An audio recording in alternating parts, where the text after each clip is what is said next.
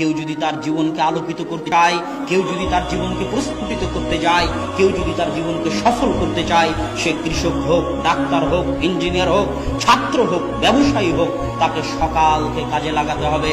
সকালের কল্যাণ থেকে বঞ্চিত হয়ে জীবনে সফল হওয়ার স্বপ্ন দেখা আকাশ কুসুম কল্পনা স্বামী। সম্মানিত উপস্থিতি, সকালে এত বরকত, সকালে এত বরকত, সকালে এত বরকত যে কেউ যদি চাক্ষুষ সকালের বরকত দেখতে চায় তাহলে তাকে হেফজখানায় যেতে হবে, কোরআন হেফজ করতে হবে।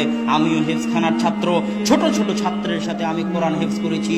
সব হেফজখানায় ফজরের আগে বাচ্চাদের উঠিয়ে দেওয়া হয়। কেননা ওয়াল্লাহি আল্লাহর কসম, ওয়াল্লাহি আল্লাহর কসম, ওয়াল্লাহি আল্লাহর কসম, ফজরের সময় যত কোরআন মুখস্থ হয় সারা দিনের আর কোনো সময়ে অত কোরআন মুখস্থ হয় না। ফজরের সময় যত কোরআন মুখস্থ হয় সারা দিনের আর কোনো সময়ে অত কোরআন মুখস্থ হয় না। আজকে হতভাগা মুসলিম জাতির জন্য আল্লাহ ফজরের সালাত দিয়েছে। ফজরের সালাতের পরে সে কোরআন তেলাওয়াত করবে, কোরআন তেলাওয়াত দিয়ে দিন শুরু করবে। এর চেয়ে কল্যাণকর, এর চেয়ে সুন্দর দিন, এর চেয়ে ভালো দিন, এর চেয়ে উত্তম দিন পৃথিবীতে আর কোনো কিছু হতে পারে না।